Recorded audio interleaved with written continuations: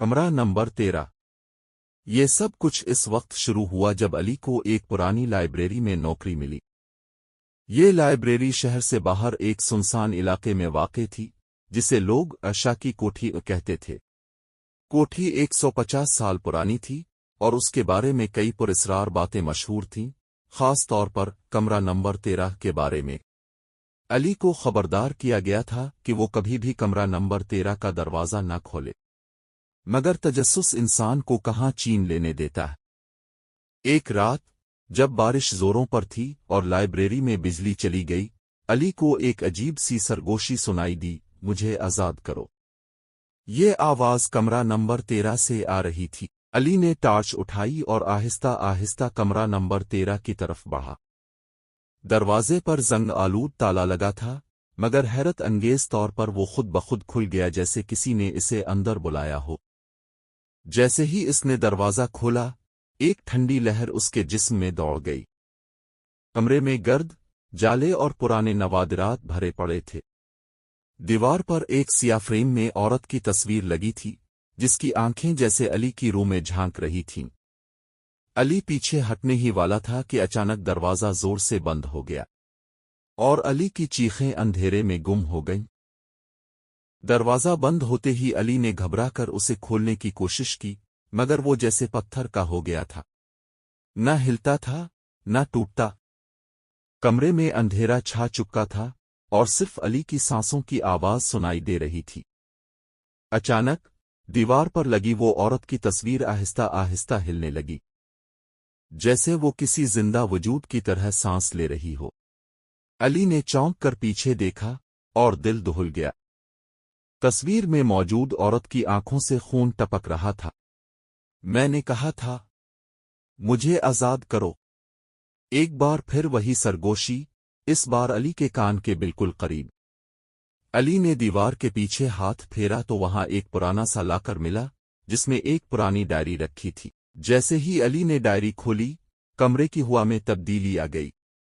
ठंडक शदीद हो गई और हवा में किसी जलते गोश्त की बदबू फैल गई।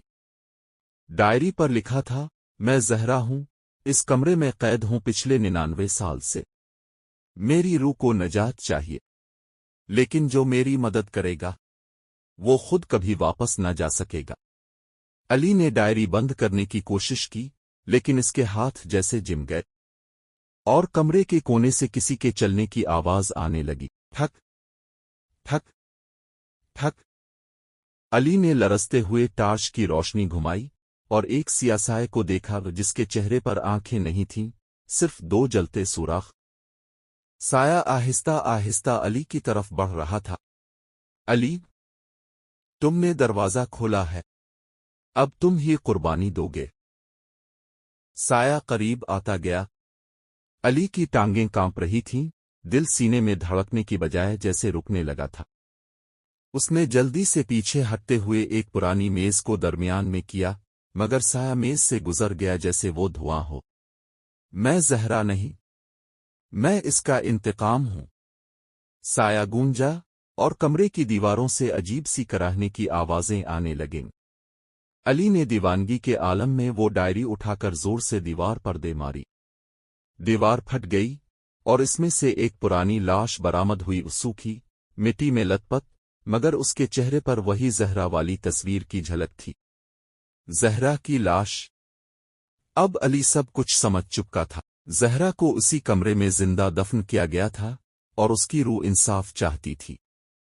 जैसे ही अली ने लाश को देखा, वो साया चीखा, नहीं, तुमने इसे देख लिया, अब मैं कभी छप नहीं सकूंगा। साया तेजी से दीवार की तरफ भागा और खुद को इसमें समो लिया। फिर कमरा लरजने लगा, रोशनी तेज हुई और दरवाज़ा खुद ब खुद खुल गया। अली नीम बेहोश हालत में लाइब्रेरी से बाहर निकला।